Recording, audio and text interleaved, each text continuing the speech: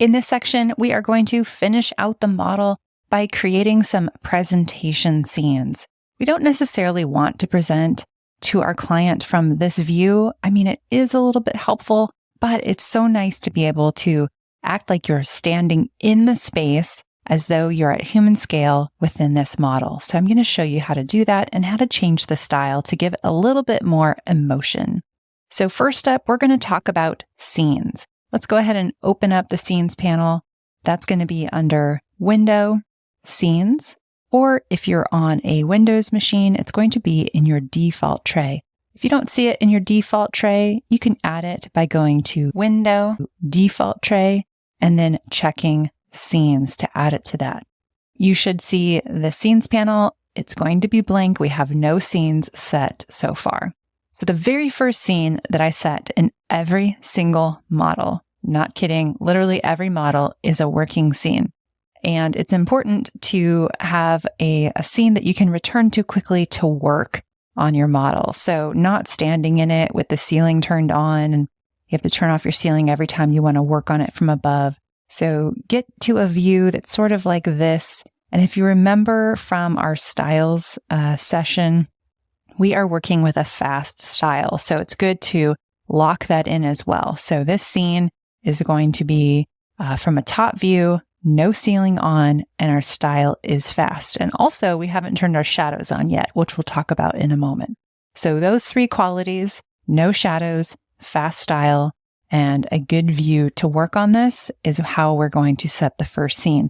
And a scene, if you've never set one before, basically locks in a set of information. I'm going to show you in just a moment, but first get to this view and click on the plus sign. It doesn't have to be exact. It can be like, like that or like that. Doesn't matter. Just somewhere up here, and click on the plus sign. And you should see a tab appear at the top. If you're on a Windows computer, it's going to be over here on the left. Now, this allows us to return to the same camera view, the same style, the same shadows offsetting, axes location, tags that are on or off. There's a long list, and you can find that list here. If you click on the black and white show details icon here, this is the list of information that scenes capture. So that is locking it in so that we can return to it quickly. And you'll quickly realize why we need to do that. So next up, we're going to set a scene that allows us to stand in the space. So I'm going to do it really quick. Let's go through the wall here. I don't normally do it this way, but just for the sake of speed, let's say we're like looking in the space and we're like, okay, now we're ready to work on it. I don't want to have to fly back up, turn the ceiling tag off. I can just click on this scene and it brings me right back up here. There's no need to navigate, change styles to come back to this view. So this is going to be our working scene. Let's name it as such. So I can right click on the tab and choose rename. I'm going to call it working, working, and then enter. So that's going to be my working scene, renamed it here. If you have this section available, you can also rename it here as well.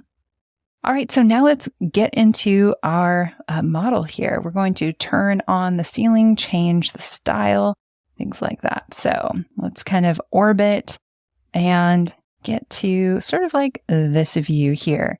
You may find that you get into the wall. That's okay. Just zoom forward.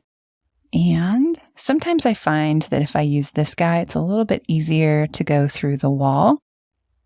Just slightly, but this zoom tool is only going to allow you to zoom on center, and that's why we don't use it all the time. But we talk about other strategies for setting your camera view in the 3D modeling course, but this is going to be just kind of a quick way to do this. So we want to make sure, use your orbit tool and your pan tool to get to sort of this view here. And you may find that you're not able to see everything you want to see without going into the wall. It's a little bit of a tight space. So with this zoom tool activated, if you look in your lower right-hand corner, it says field of view. The default is 35. I accidentally bumped mine to 34 earlier. But so the default's 35. Let's go ahead and override that and type 45, enter. And so you can see right away, that widens our field of view and it gives us a little bit more space to move around, zoom in, things like that. So this is a great way to view more in a small space. We can bump it up even further. Let's go to 55, enter. And so you can see that we're really getting to see a lot of this space. Now, we don't want to go too wide with this. It starts to look like one of those real estate photos that's trying to make the space look bigger than it actually is.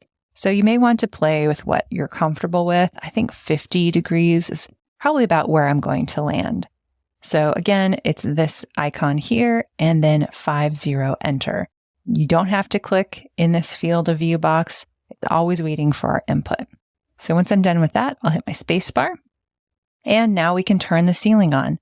So we're going to turn on shadows in the next lesson, but we don't want the sunlight to come in through the ceiling. So we need to add the ceiling. But first, what I'd like us to do is add a scene just so that we can lock in all of this hard work of changing our camera location. So our working scene was kind of a top side view, and now we're sitting inside of the model. So I'm going to click on the plus sign again, hit the plus sign there, and it says scene 2, Windows users, say scene 2 over here. And here we're going to call this interior perspective. So we've got working view and then interior perspective. Now we're going to make some changes to this scene. The only change we've made so far is camera location. We just kind of orbited and flew in here and got our view of this. So let's change. We're going to change the visible tags. And in the next lesson, we're going to change the shadows. And then the lesson after that, we're going to change style. So lots to work on here to get this to a presentable format here. All right. So let's head over to the tags panel. It's going to be Windows, tags. And remember when we created that ceiling tag earlier?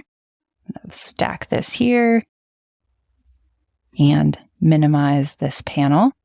Again, Windows users, your tag is going to be in your default tray. You can add that if you're missing it by going to Window, Default Tray, and then add the tags in. All right, so go ahead and click on Ceiling, and that brings that in. It looks gray because the shadows aren't on. So once we turn our shadows on, you'll see that it's actually white, but we could just leave it like this for now. So that tag is on. So we want to lock in that change by going to right-click, Update. So it's updating this scene to have the ceiling tag turned on. So again, we've got our working scene where the tag is off, and then you'll see the eyeball appear once we go over here to our interior perspective scene. Again, the scenes lock in this information, the visible tags. So as soon as I turned that tag on, I needed to update this scene. So turn the tag on, right-click Update to lock in those changes. Because if I change something and I don't lock it in, it's not going to remember that. All right, so we've got our interior perspective view set. We are almost done giving it a look that we would like to present it to. We're going to turn on shadows, and then we're going to change the styles. I'll see you in the shadows lesson.